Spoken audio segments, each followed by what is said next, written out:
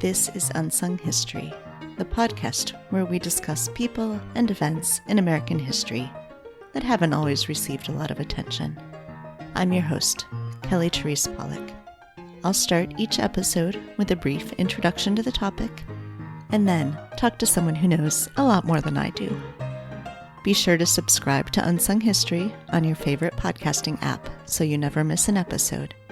And please, tell your friends, family, neighbors, colleagues, maybe even strangers to listen to.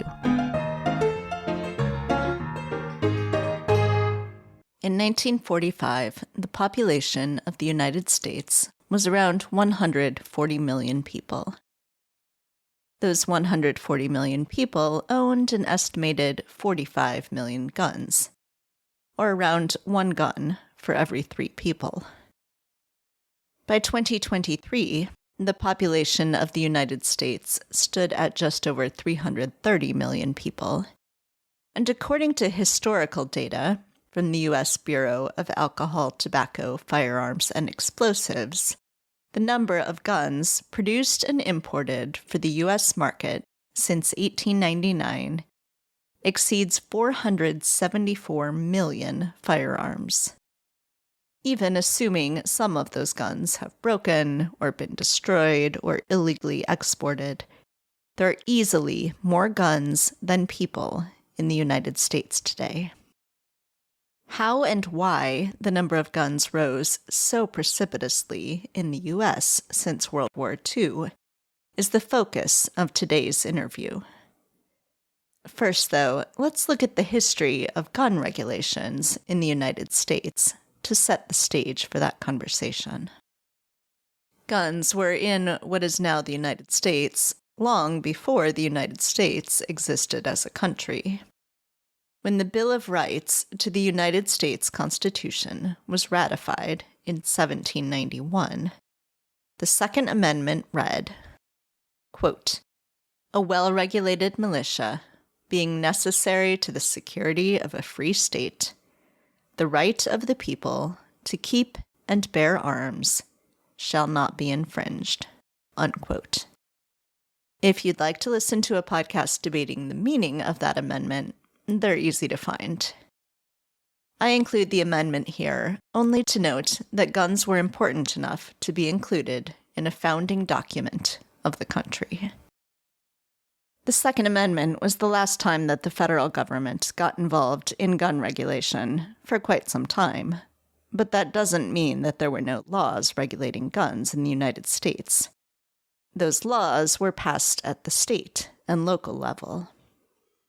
Perhaps most notably, after the Civil War, many southern states passed laws called Black Codes, which limited rights for the now free Black population, including which jobs they could hold, what property they could own.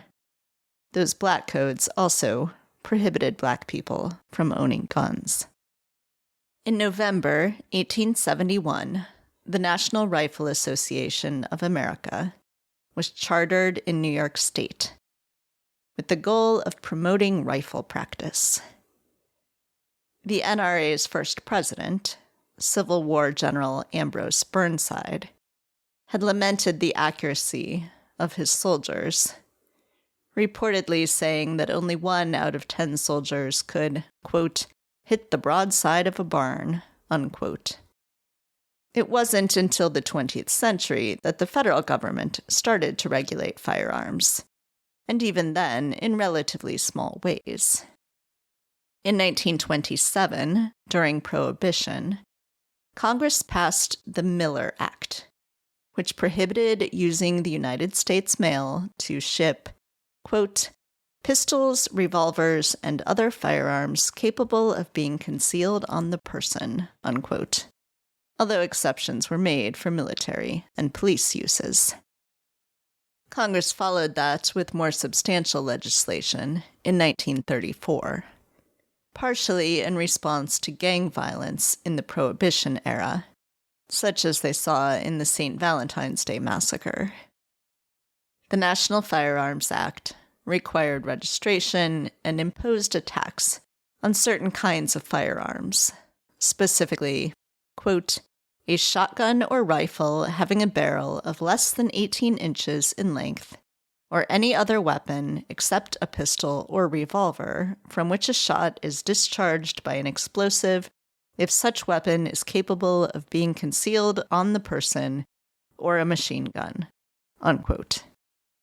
The Federal Firearms Act of 1938 went a step further, requiring anyone making, importing, or selling guns to hold a federal license and to keep customer records.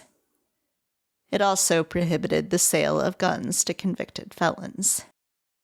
It would be another 3 decades before Congress passed additional legislation around firearms. On October 22, 1968, after several high-profile assassinations in the United States, President Lyndon B. Johnson signed into law the Gun Control Act, which banned the mail-order sale of rifles and shotguns, and further restricted who could buy guns, prohibiting the sale of firearms to people with substance abuse or mental health problems. The law also stopped the importation of many foreign-made firearms left over from World War II that had been streaming into the United States.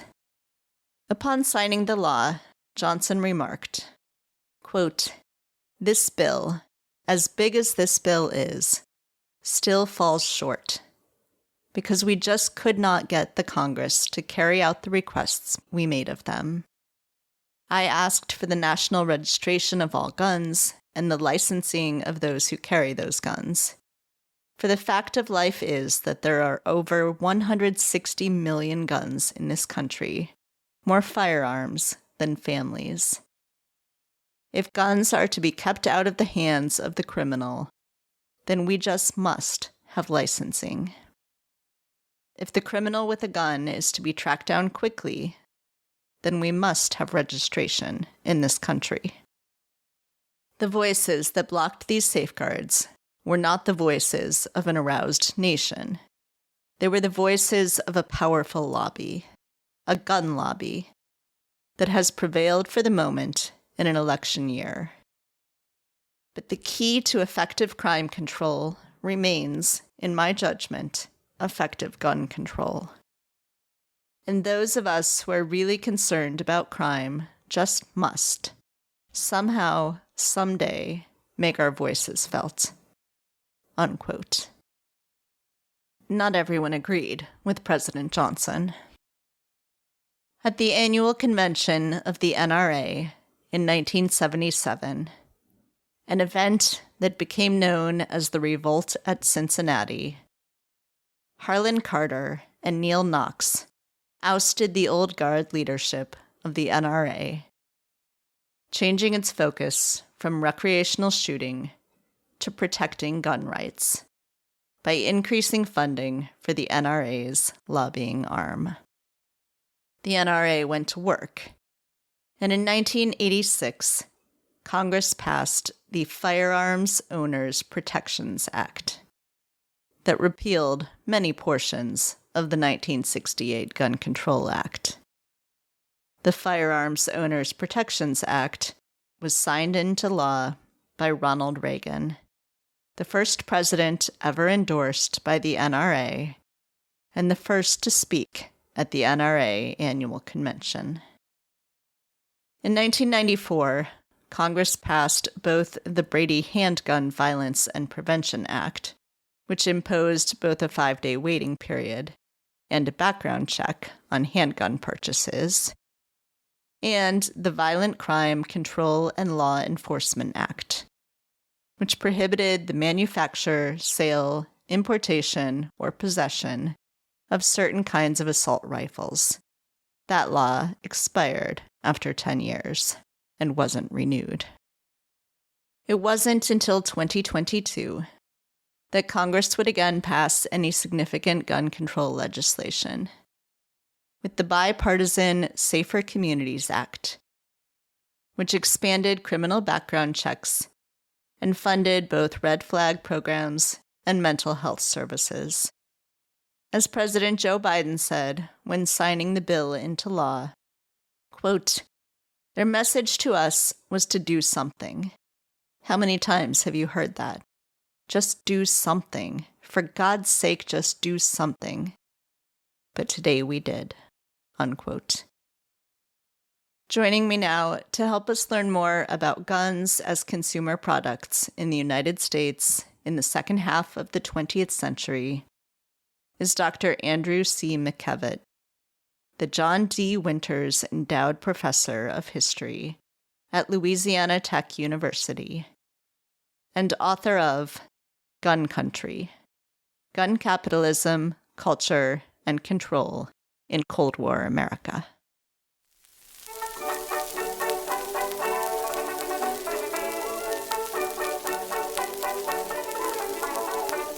One evening in the month of May, Johnny, get your gun, get your gun. I met old Peter on the way, Johnny, get your gun, get your gun. Moses wept and Abram cried, Johnny, get your gun, get your gun. Satan's coming, don't you hide, Johnny, get your gun, get your gun. Johnny, get your gun, get your gun. Today, pigeons flying all the way. If you want to get to heaven in a good old way, Johnny, get your gun, get your gun. Rolling on, the glory children, rolling on. Johnny, get your gun, get your gun.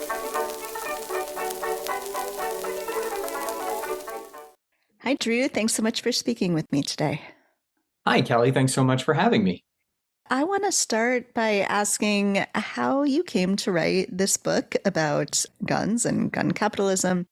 Well, I never expected to write this book. So I wasn't, I did a history PhD program and I wasn't trained as a gun historian. Very few people are trained as gun historians, right? Often, even other folks who've written about guns, they're social historians, they're political historians first and foremost, and then they find gun history as a kind of topic. And that happened for me as well, although it happened many years after I finished my PhD. So I was trained as a historian of U.S. foreign relations.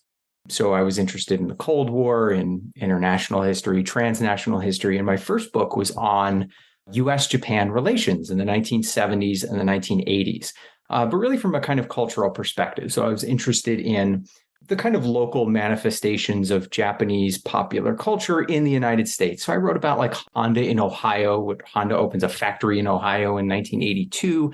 I wrote about anime. I wrote about sushi, that sort of thing. And so I was never trained as a gun historian. But then I got this job here in Louisiana in 2012. And I knew almost nothing about Louisiana's connection to this topic I had been working on as a dissertation that eventually became my first book. And so it started with something as simple as like a Google search for Louisiana and Japan, which sounds sort of embarrassingly ignorant. And I came across this case of Yoshi Hattori. Yoshi Hattori is a 16-year-old Japanese exchange student who was shot to death in Baton Rouge, Louisiana in 1992. In this sort of horrific incident in which he's out with a friend looking for a Halloween party. They knock on the wrong door. It leads to an encounter in which the homeowner pulls a firearm on Yoshi and shoots and kills him. And this was shocking to me, obviously, as someone who was studying U.S.-Japan relations in roughly this time period too. I hadn't heard about this. There had been other kind of high-profile killings of Japanese in the United States, but this was the first time I heard of this case. And what really struck me at the time, as someone interested in what I was interested in, was the international angle, was kind of the reaction in Japan, how there's outrage over how can a country call itself civilized and do this sort of thing, allow someone to come to the door, answer the door with armed and confront an unarmed child and kill him in the process. And so I was interested in that sort of US-Japan angle, but it also got me asking a lot more questions about gun history. And that's in part because in the aftermath of Yoshi's killing, there's his host family in Louisiana, a couple of professors at Louisiana State University. They start a gun control campaign. And it's a really fascinating campaign because they're thinking internationally and transnationally in ways most gun control campaigns hadn't. And so that got me thinking about the gun problem in an international, transnational context. And that led me on, I originally began with this Yoshi story, thought maybe I'd write an article or something about it, but it led me on a kind of archival chase back, all the way back to the Second World War, and then to this book here. I wonder if you could speak to, coming out of Cold War history and U.S. foreign relations explains some of this, but you very specifically are tracing this back to the end of World War II, the start of the Cold War. And I think a lot of people, when they think about guns and history, think much further back than that. They're thinking about the founding of the country. They're thinking maybe about the 19th century. So could you talk about why you focus in on this moment in time and why this is so important to understanding guns in the United States? Yeah, it's a really good question because we just don't have those histories, right? And so you're absolutely right. If you're interested in the history of guns and you want to read the things that professional scholars have written about the history of guns, you're going to find most of that stuff on the 18th and 19th century. And there's great stuff too, right? And these books often come up when I'm having conversations with people about like the Second Amendment, for instance, right? So there's terrific work by historians about the Second Amendment and the 18th century. There's also a lot of less quality work by scholars in legal studies and so forth who are often trying to make certain points about gun rights today. A lot of great stuff on the 19th century. But if you're interested in guns from a historical perspective in the 20th century, there's far less work being done, which is sort of fascinating because that's when gun ownership expands so dramatically, right? And so the thing that I start the book with, the thing that really got me asking a lot of questions was just the pure numbers. In 1945, as best we can tell, and it's hard to tell because counting guns is a very imprecise art, especially in the United States where we're legally not allowed to count guns. At least the government is not allowed to count guns. 1945, there's probably about 45 million guns in the United States. And that is in a country of about 140 million at that point. By, today, 2023, we're talking about probably in the neighborhood of 10 times as many guns, 450 million guns in the United States today.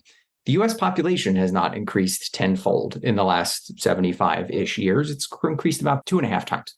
So why the discrepancy? Why does gun ownership increase so dramatically in the post-war era? Yes, you could argue that the United States has always been, quote unquote, a gun country or the gun country.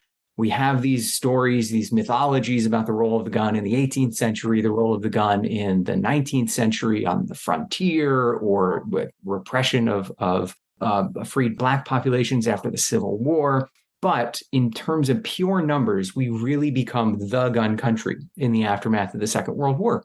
And I wanted to know why that was.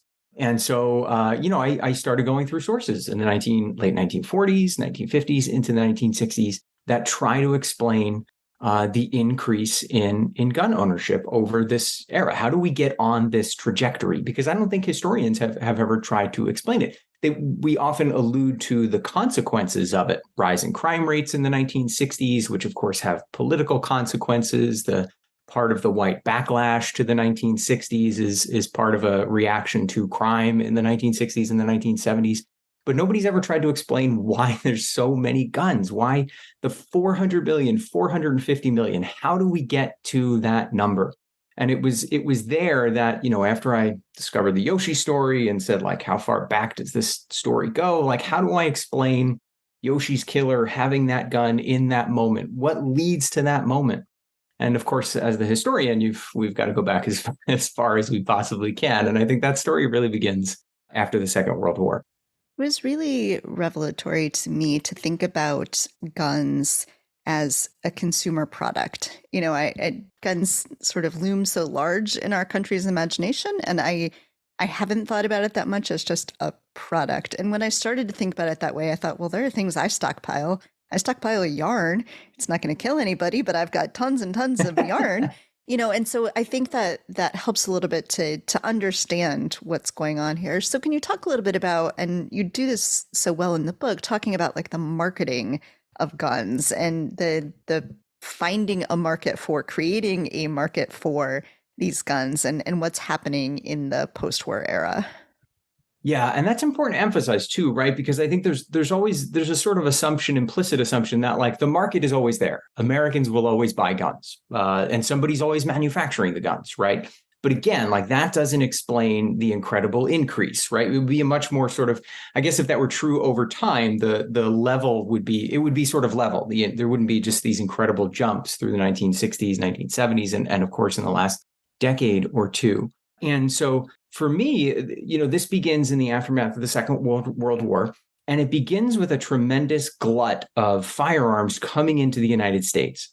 And this is where I think the gun market is really remade. And we have a number of these sort of, I call them brilliant, because I guess in some ways they are brilliant, but they're also rather insidious people who remake this market in the aftermath of the Second World War and who figure out ways to mass market tens of millions of guns to Americans.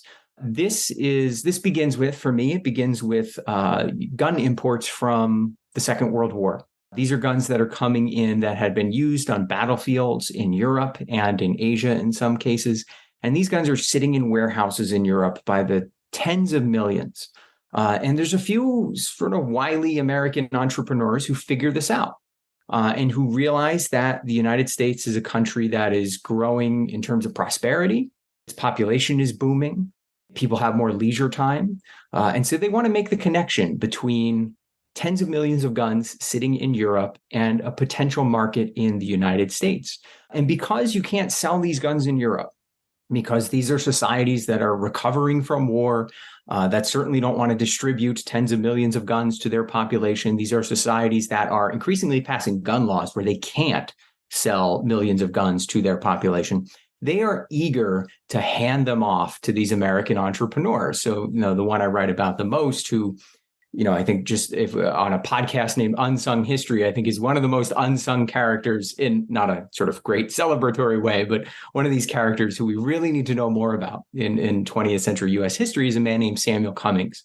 And Sam Cummings he founds a company called Interarms. Interarms will become the world's largest private arms dealer by the end of the 1950s, and it's going to make Samuel Cummings fabulously rich. And Samuel Cummings, he kind of pops up in the media every so often in the press in the 60s and 70s. And usually when he does, it's because he's like tied into Cold War intrigue, or he's sold some fighter jets to some Latin American dictator or something like that. So he gets this reputation of being this jet-setting, almost kind of boy wonder, because he looks like a Boy Scout. But really what he does to make millions of dollars is he sells cheap used guns to Americans. He's going over to those warehouses in Europe. He's walking into ministries of defense and he's saying, I got a suitcase full of cash here.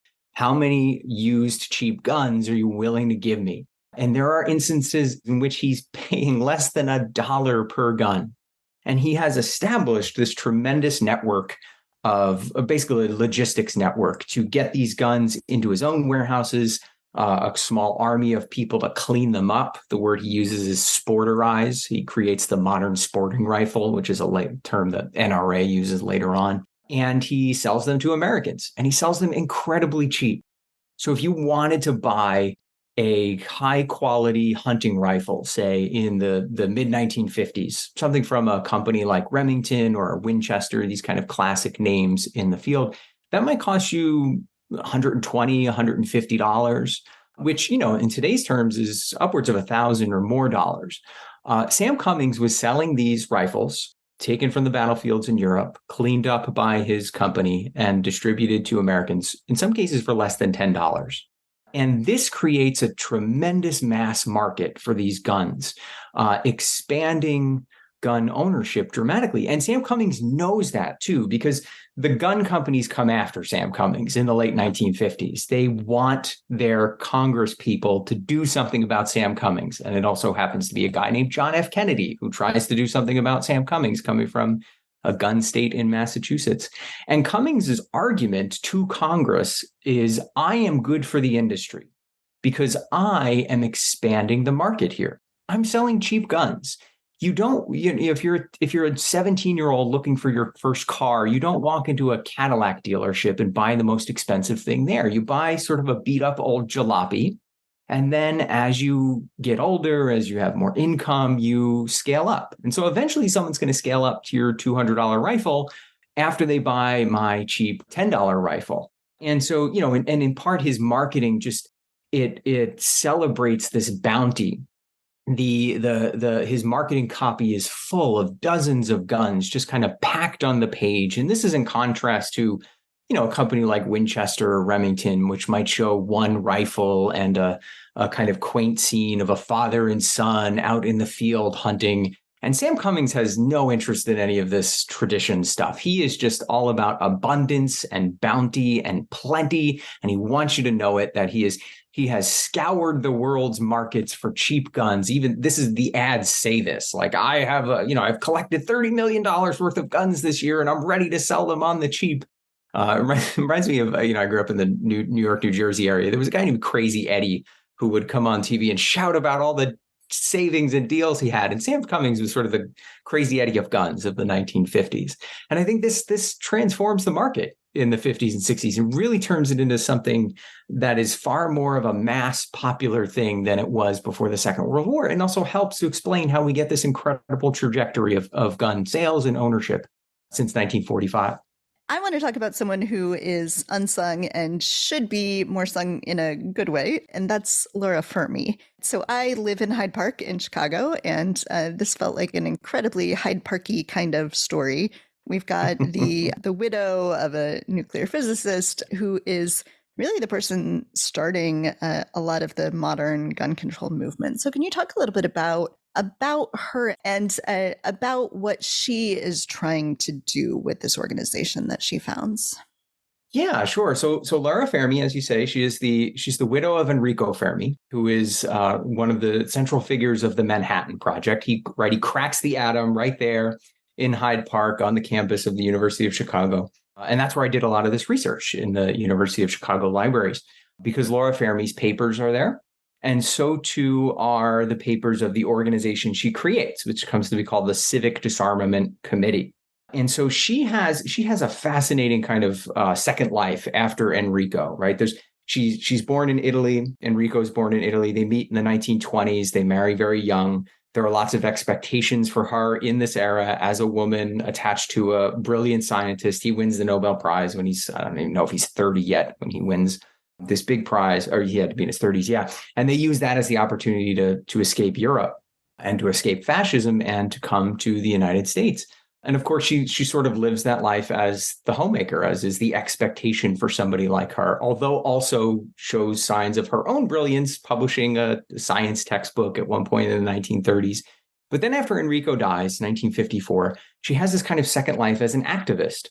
And the gun thing comes later. First, she's interested in kind of nuclear diplomacy and nuclear peace. She's reporting on international nuclear conferences in the 1950s. She's kind of mixed up with the anti-nuclear movement of the era. Then, a decade before anyone else is paying attention to this, she's involved in an environmental movement trying to address pollution in Chicago. And then finally, she comes around in the late 1960s. She starts to pay attention to guns. And this is before we have anything we might call a gun control organization in the United States. The closest thing to it is this sort of policy group in Washington, D.C., headed up by the former head of the Bureau of Prisons. His name is James Bennett. But otherwise, the organizations we think of today, like Brady or Mom's Demand, those kinds of organizations, nothing like it exists in the late 1960s. When Laura Fermi starts paying attention to this. And so she does what a good activist does. She starts organizing locally. She gets lots of friends who themselves the group is almost exclusively women.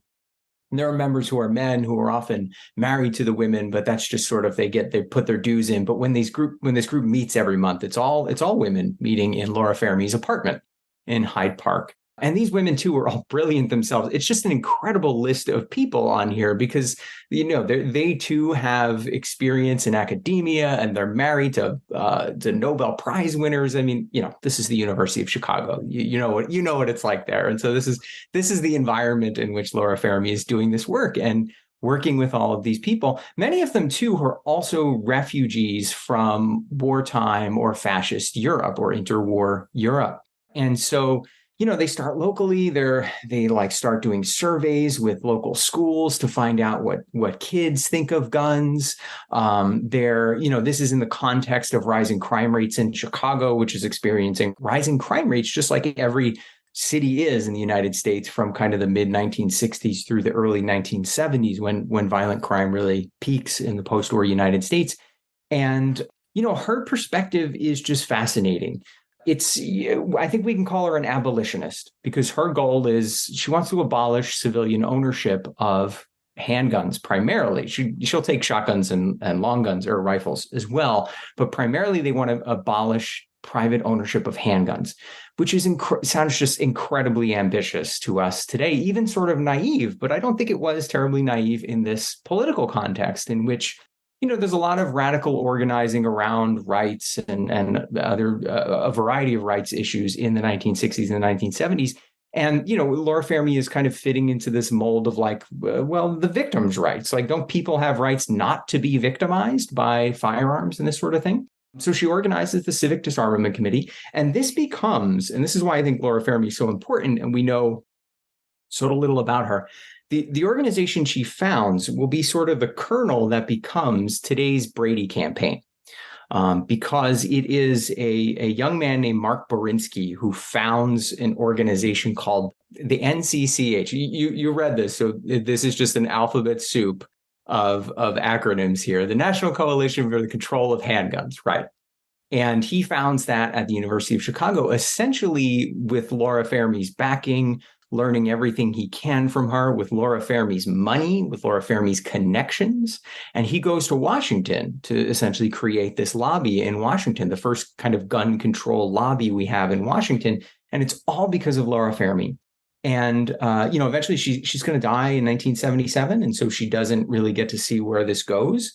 But that organization never would have happened without her. She's the first board member of the organization. She teaches him everything he knows. Again, she's collecting money from all of her friends and connections and networks.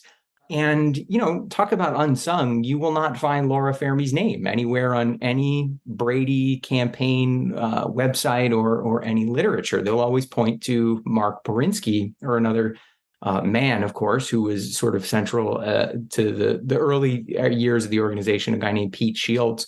But Fermi appears nowhere. And I don't know, I think that's a sort of small injustice given how important she was. And maybe it's because she was a little too radical in demanding abolition, because shortly after the organization takes off, they get away from that. They realize we have to triangulate if we're going to get any money, if we're going to get any attention.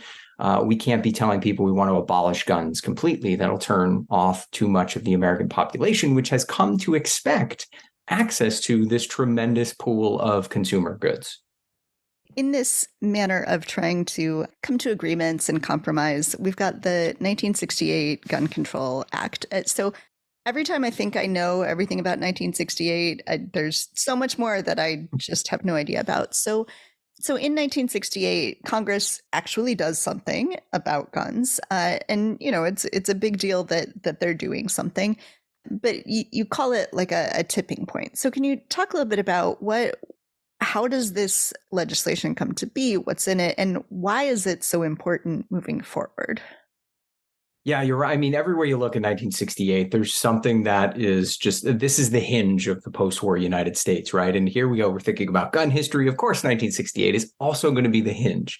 And that's not just because the Gun Control Act passes, but because we have the murder of Martin Luther King in April of 1968, of Bobby Kennedy in June of 1968.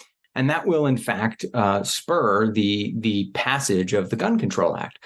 But the Gun Control Act had been, or versions of it, had been floating around Congress for at least 5 years at this point. In some ways, it goes back to the John F. Kennedy assassination, November of 1963. But there's even, in the 2 years before that, there's even congressional investigations beginning to look into the gun market in the United States. And the main figure here is a senator from Connecticut, a gun state, named Thomas Dodd. Dodd's elected to Congress in 1960, and he's appointed to the chairmanship of the Juvenile Delinquency Subcommittee. So this is the Senate subcommittee that gets a lot of attention in the 1950s because they're investigating comic books, they're investigating sex and horror and all the drug use in comic books and things like that. In the 1960s, Dodd is going to turn his attention to guns, or turn the committee's attention to guns. Why does he do that? Probably because he's from a gun state, and probably because he has these close relationships with gun manufacturers, which had been, in the couple of years leading up to 1960, trying to draw attention to people like Sam Cummings, who are bringing all these cheap guns into the United States and, a manufacturer like Colt would say, undercutting American prices and American manufacturers. And of course, they play the national security card. They say, if we go out of business, who's going to make all the guns for you when the Soviets invade? You need to make sure you protect us so that we're available for national security. So Don begins investigating already in like 1961, but it's really the Kennedy assassination that kicks off 5 years worth of investigations, hearings, bills being proposed, being rejected, going before various committees.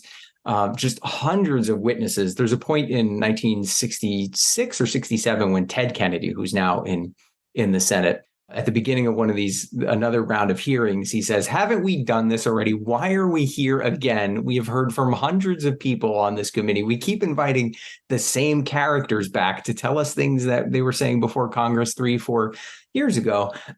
So finally, by 1968, there's some initiative to get that bill through Congress, and that comes from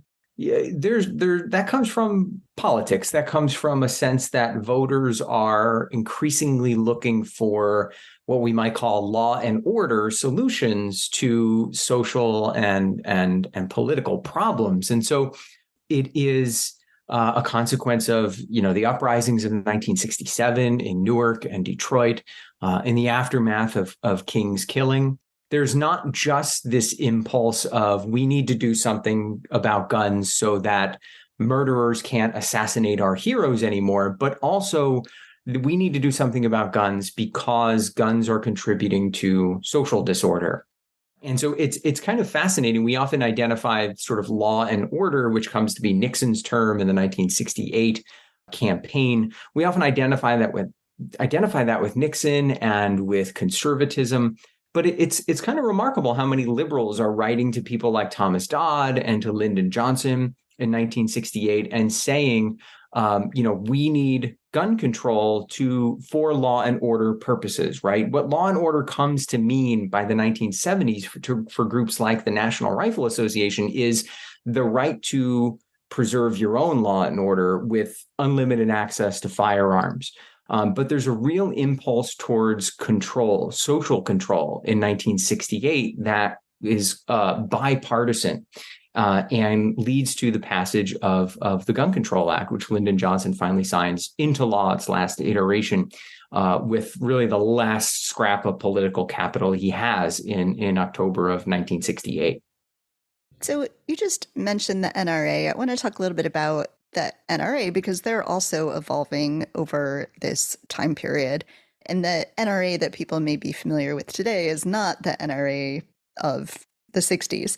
So what is happening here to push the NRA to this kind of position where it's currently at, which is, everybody should have all the guns in the world, and the only way to stop a bad guy with a gun is a good guy with a gun? Like, how do they get there from being what's essentially like a sporting club? Right. So this was the thing that fascinated me too. And I came to this kind of later in the project. I didn't anticipate writing this, but we have a kind of traditional narrative about that turn for the NRA, and historians often point to 1977. It's the NRA annual convention in 1977. Over the previous couple years, the leadership of the organization, which is a kind of old guard leadership, they're well, among other things, they're older, but they tend to be old kind of military officers who've retired and now run this kind of national organization. And what happens in 1975, 76 is they're making plans to sort of withdraw from political fights. Among other things, they plan to move the headquarters from Washington, D.C. to Colorado Springs, which some people see as a retreat from intensive political fights. They're also planning a kind of a Disney World for gun owners. Often they have a huge plot of land in New Mexico. And it seems increasingly that they're focusing on things like recreation and hunting, and not enough on, to certain people, the individual's right to own a firearm, especially for self-defense. Now, we get this turn in 1977 where the old guard is overthrown at the annual convention, and a new hardline group comes in. They're led by a man named Harlan Carter, who's sort of the figure who reinvents the NRA during this era. But to me, there was no prehistory there. Like, why is there a group of NRA members angry in 1975 and 1976? Where does that anger come from? Where does that organizing come from? And I had never seen any historian explain it. So I found the records of some of these kind of right-wing gun rights groups going back to the 1960s. And they really begin their organizing again in 1968. Because they're watching from 1963 on as Tom Dodd and his committee is holding all these hearings and dragging witnesses before Congress to explain why there's too many guns, why they're selling too many guns, and so forth. And they see this as a great affront. Like, this is our right as Americans. We are entitled to this bounty. We have laws that protect and constitutional rights that protect our access to the mass market of guns. And so they begin organizing on a local level. Again, another sort of alphabet soup of these groups in the late 1960s. I write a lot about one of them called the National Association for the Right to Keep and Bear Arms, which changes its name several times and has these long acronym names. But they begin in Oregon, in Southern Oregon. And they're organizing nationally. By the early 19s, by 71, 72, they have tens of thousands of members. And they are committed to an absolutist interpretation of the Second Amendment, which is not something that the NRA talks about in the 1960s. The Second Amendment never really comes up in these debates from 1963 to 1968 that are going to lead to the Gun Control Act, because the NRA buys the line that everyone else buys, which has been the legal doctrine of the United States going back to the early 19th century, which is that the Second Amendment is a thing about militias. It has nothing to do with you as an individual and your right to own guns. There are other things that protect that in the American legal system. We have state laws which can protect that. We have common law which protects that. But the Second Amendment has nothing to do with it. But these radical groups in the late 1960s, they are all about the Second Amendment. And it's not just the individual's right to own a gun for self-defense, but it's the individual's right to own a gun for community defense, for collective defense, because the country is besieged by communists, by Black radicals, by all kinds of extremist forces that are trying to undo the American system. And so this this emerging interpretation of the Second Amendment, this absolutist interpretation of the Second Amendment as a guarantee of an individual right, it comes out of that Cold War context. And I think that's something that's completely off our radar today when we talk about the Second Amendment, because if an organization like the NRA talks about the Second Amendment and they say, well, we're just connecting back to 1789 or 1791 when the amendment is ratified. And that's our history. When in fact, their history is right-wing paranoia about communism in the 1960s and the 1970s. That's where this absolutist interpretation of the Second Amendment comes from. And that's where those people come from who are going to be angry about the NRA's seeming retreat from politics in the mid-1970s. And they're the ones who are going to take over the organization and push it on the radical trajectory that, leads us to today's NRA. So we're speaking on the heels of a mass shooting in the United States. That doesn't narrow it down in time, probably very much for listeners. You end your book by saying, I don't normally quote authors' words to them, but you say, if the gun country of the post-war era could be made, it can be unmade. Other worlds are possible. Can you talk a little bit about what the history that you've written here tells us about what we might need to do in the future to do that, to unmake the gun country? Yeah, it's a really hard question because, in some ways, writing this history, it was deflating because when you're focusing on rights and you're focusing on these kind of abstract notions of how a society should be organized,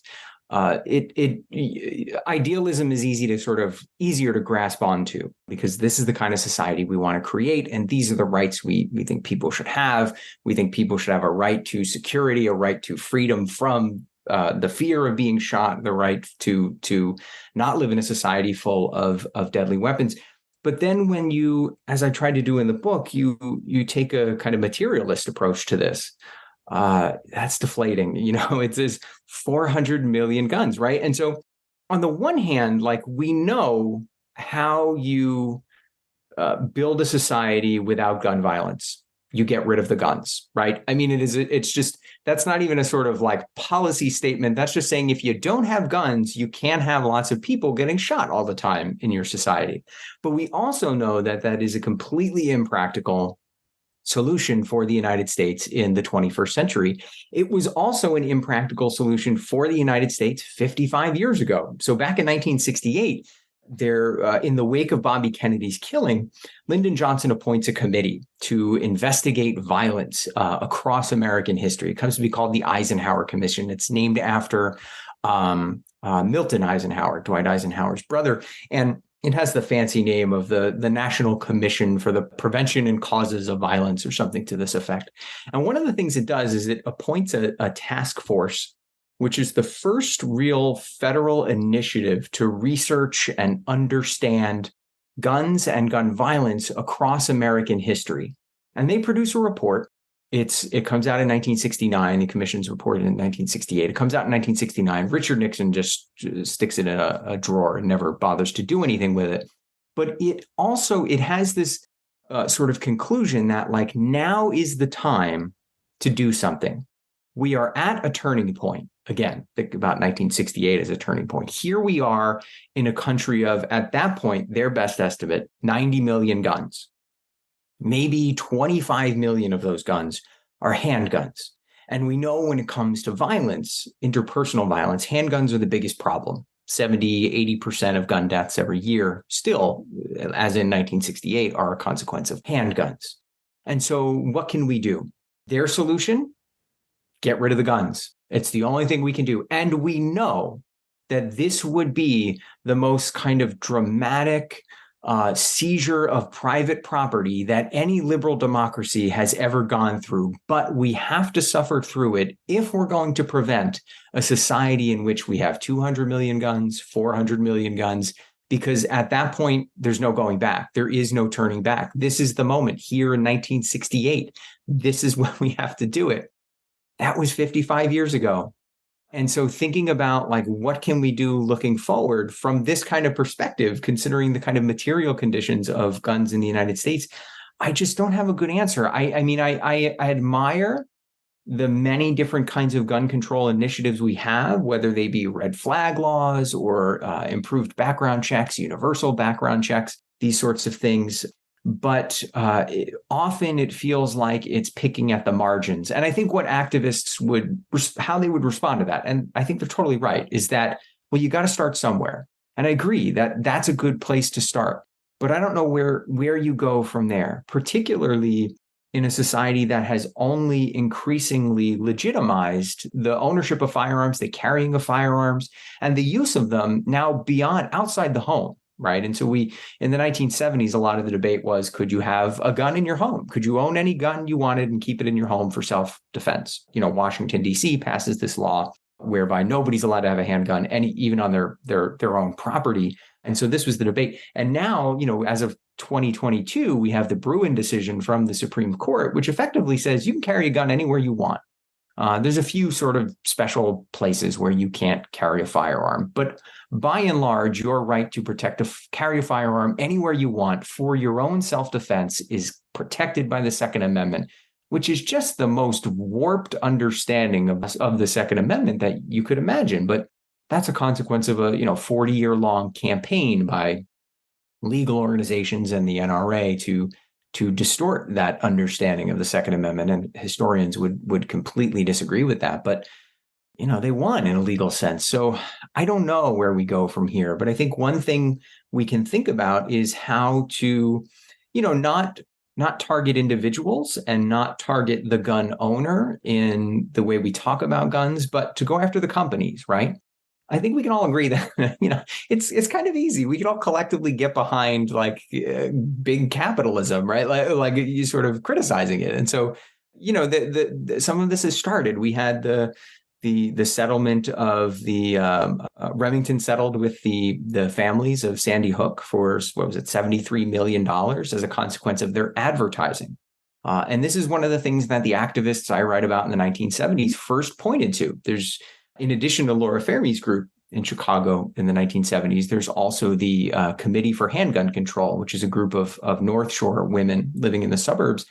And they take this kind of consumer angle. And first, they try to get handgun bullets banned by the Consumer Product Safety Commission. And then after that, they have all kinds of ideas about suing gun makers for their advertising, suing gun makers when their guns work like they're intended to do, something that Congress would later eventually ban the possibility of doing. And so, I don't know, it all does feel like it's chipping at the margins, but it also feels like we have to think differently about the problem and its origins because we are otherwise locked into a discourse that was set in stone really in the late 1960s, in that moment around 1968. And in many ways, that discourse is determined by the rhetoric that gun rights organizations use. And I think gun control organizations need their own kind of perspective and get away from this question of rights and the Second Amendment and focus on maybe the material reality of our daily lives, in which, 400 million guns. It's just, there was a time when it was inconceivable, and now it's the world we live in. Well, however difficult it may be sometimes to read about, this is an incredibly important history for people to learn. Can you tell people how they can get a copy of the book? Yeah, sure. So it's now available from the University of North Carolina Press. You could order it directly from the press or from your favorite bookseller. It should be available anywhere. Well, Drew, thank you so much. This was a great conversation. I, in my other podcasting world, have done a lot of conversations with gun control activists, but understanding this history better was really great. So thank you so much. Thank you, Kelly. Thanks so much for having me. I really appreciate this. Get your gun today. Pigeons flying all the way. You want to get to heaven in a good old way. Johnny, get your gun, get your gun. Rolling on to glory, children, rolling on. Johnny, get your gun, get your gun.